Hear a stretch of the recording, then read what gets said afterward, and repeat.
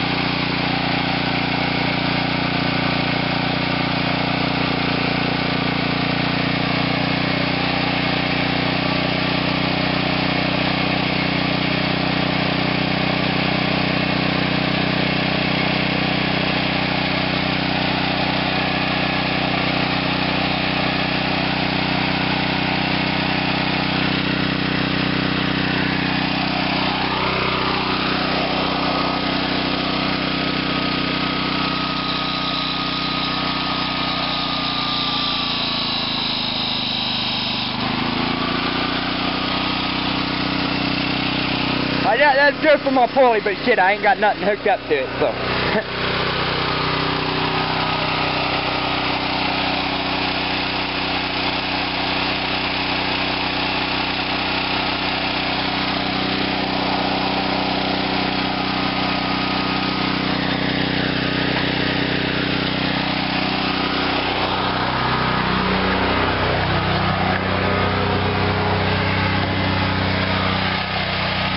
Say hello to the camera, Carly.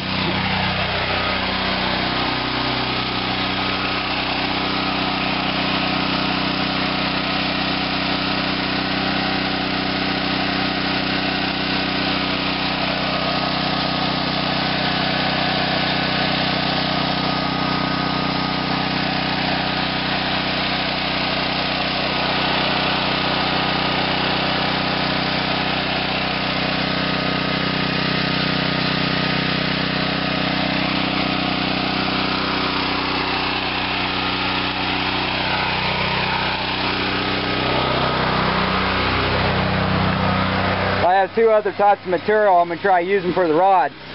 Right now I'm using 440 stainless steel. Man, I wish this camera would focus better. Yeah, crappy camera. Well, anyways, this one right here I'm waving. That's 40-30, or 40-30, or something like that. Anyway, it's a mild steel. And this other one, I'm going to go against what some people say to do.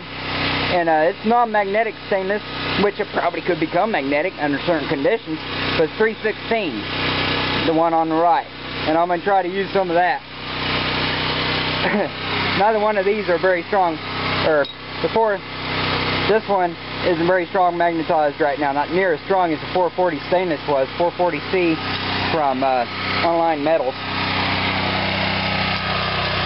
The inner tube is 1/2 inch in outer diameter and 0.430 inside diameter, and the rod is a 3/8 rod, and it is 5 inches long exactly. I only got it filed down. I ain't got a grinder. I only got it filed down a little bit on the front end towards the carburetor, and on the back end I drilled a little 1/4 inch concavity.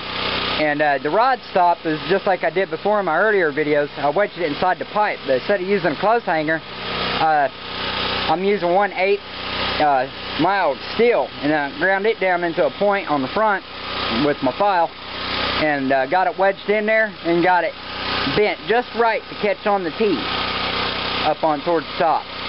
And another one I was working on, crap,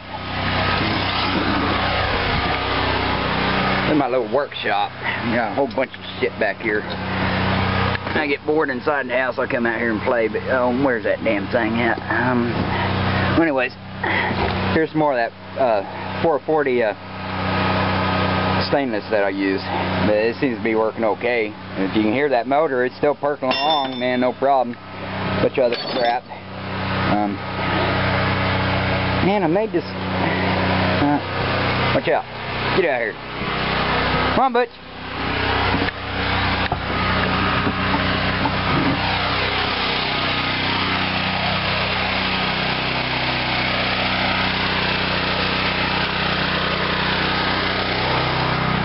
Here's another thing I was working on for a rod stop, and I haven't tried it out yet because I'm using that T, and it is just a 1/2 inch union, and I got some of that 1/8 inch steel, and I bent it, and if you notice I got a set screw, and that holds it in place, and I bent it to where if I use that it could possibly help. But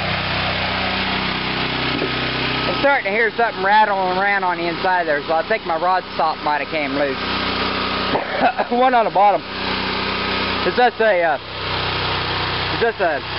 nut, a little 1/2 inch, or I don't know, 3/8 nut or something like that. It's the same amount of diameter as the tube, and that's what I got stopping the rod from dropping down in my carburetor. I didn't want to use a little rod or a rod stop down at the bottom, so I just put something in there to keep it from coming down. Another thing I had going, I tried out, was I tried to mimic like a little vortex valve, you know, and well, surprisingly it didn't really make much of a difference, you know, but it's very crude, you know.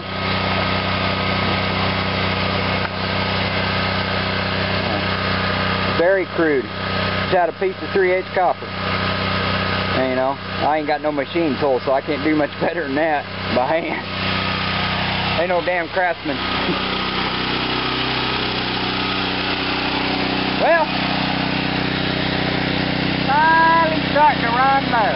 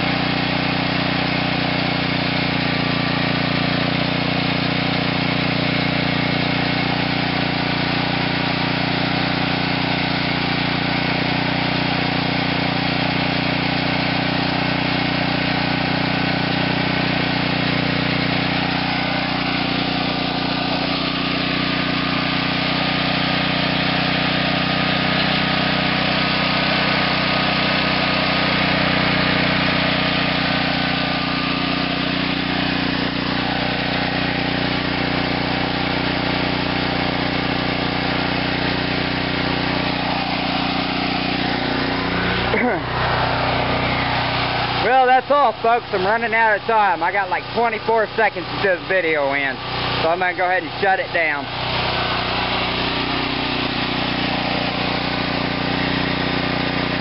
That's the amount of fuel I use. I don't know if it's anything special, but it's a Whittier car. Fuck.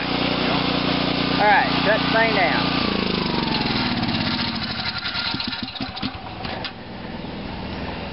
Alright, the end.